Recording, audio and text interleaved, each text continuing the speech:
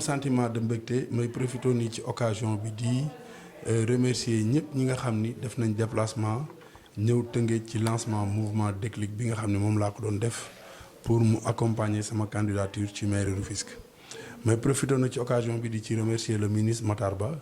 di remercier tamit le ministre Amadou Ba di remercier Cheikh Ba muy DG CDC di remercier képp koo xam ni jàpp nga ci réussite manifestation bi di féliciter tamit suma mag suma xarit Youssouma Jigéen Ndour mu yónnee ma délégation et puis tamit jàpp ci manifestation bu baax a baax donc ñoom ñëpp maa ngi leen di remercier et puis am contentement ci waa Tëngéej ni ñu génne en masse accompagner ma jàppale ma ci bés boobu. waaw jàpp naa ni élection yi moom xam nga élection kenn du ko gagné avant jàpp naa ni Rufisquois yi tey jii accepté nañ ñu ngi ñuy encouragé nit ñaa ngi ñëw en masse di adhéré wu ci mouvement Déclic et puis mooy li ñu doon wax rek quoi ñun ay jeunes lañ yoo xam ne Tëngéej lañ juddoo yaroo fi màgge fi gis loo xam ne doxul ci dëkk bi. muy ñu am problème mu anarchie am problème mu canalisation yi xam nga problème mu littoral bi problème mu xam nga emploi des jeunes Tëngéej daal soo xoolee ci première commune du Sénégal la bokk mais boo xoolee ñëpp ñu fi bàyyi. Gorée bàyyi nañu fi Dakar bàyyi nañu fi Saint-Louis bàyyi nañu fi donc nag il faut que mu am une nouvelle ère ñoo xam ne du ñu ay politiciens parce que man politique du sama métier jeune la boo xam ni Tëngéej laa juddoo ba toll ni ma toll nii dugg ci dëkk bi xam àddina bi nu muy demee. donc gis ni mbir mi mbiru gox la te kenn ku nekk sa gox dafa la war a jaral lu ne loolu moo tax ñu retourné waat ñëw à la source pour laaj kàddu askan bi pour li nga xam ne mooy mbébétu Rufisquois yi nga xam ni li ñuy jooy ñun ñu mën ñëw faj ko ci anam bu rafet. waaw xam nga tey jii ni ma ko mën a waxee moom mooy tey jii Tëngéej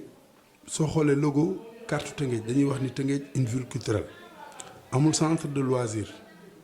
ci ville boo xam ne dañ naan ville culturelle la amul benn musée boo xam ne mën nañ ko tuddee Adja Mam Fat Seck wala ñu tuddee ko Adja Xar Mbay ma jàgg wala salle spectacle bu toll noonu mu nekk monument doon koo xam ni ci Afrique ci àddina bi ñëpp ko xam mu doon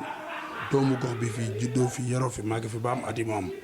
xam nga culturellement Rufisque est mort boo xoolee Tëngéej ñun diñ nekkee xale maa ngi fàttali ko ay tubaab dañ daan ñëw dem ci waax bi nga xam ni moon jëkkoon nekk port bi fa la bateau gerte bi daan taxaw ak yëpp mais tey ji on a presque boo xoolee tey boo demee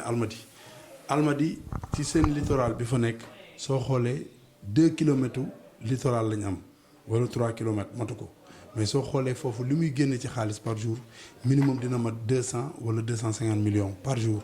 mais ñun ñu am 6 kilomètres yoo xam ni tey ji exploité ko lu ñu fay def tuur ndox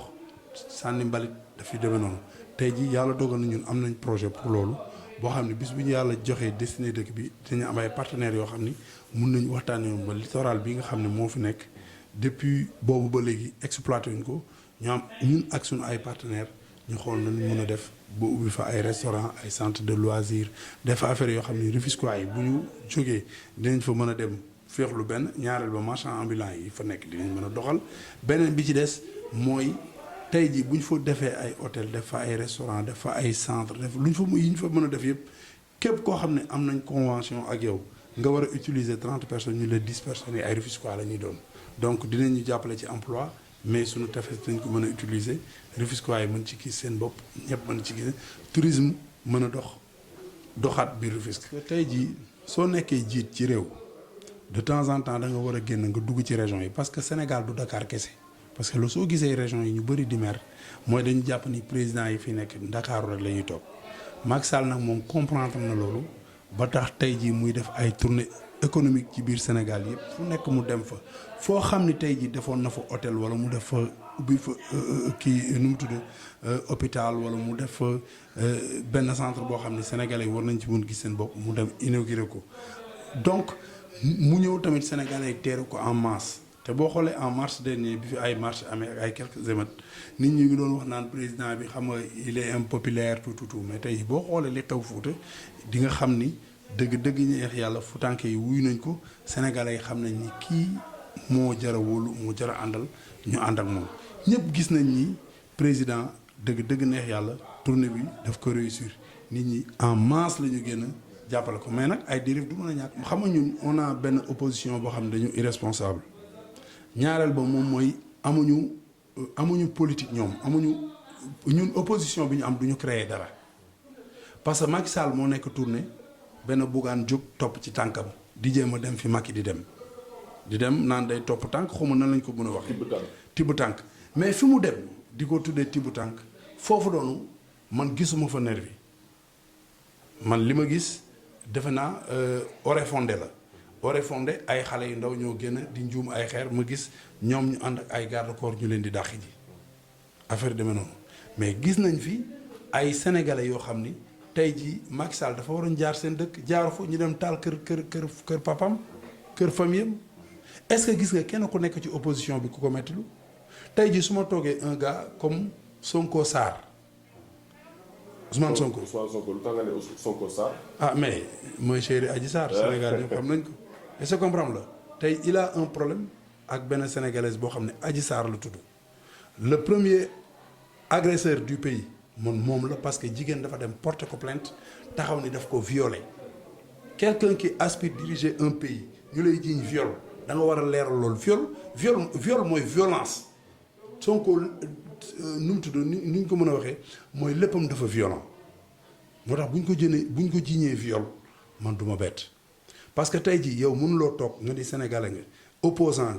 nga gis président Macky Sall ci biir tournée bi muy def nii mu am ay dëkk yu mu jàll ñu taal këram tey Sonko bu fekkoon am na grandeur dafay génn mu ne lii rafetlu wu ma ko. y a même pas 2 mois ci ginnaaw la dem seeti Serigne Mountakha mu wax ak moom yedd ko xamal ko ni ko dëkk kenn du ci yee fitna mais saa yu génnee discours Sonko mooy génn leen ngeen taal dëkk bi fii kan moo fi gis nervi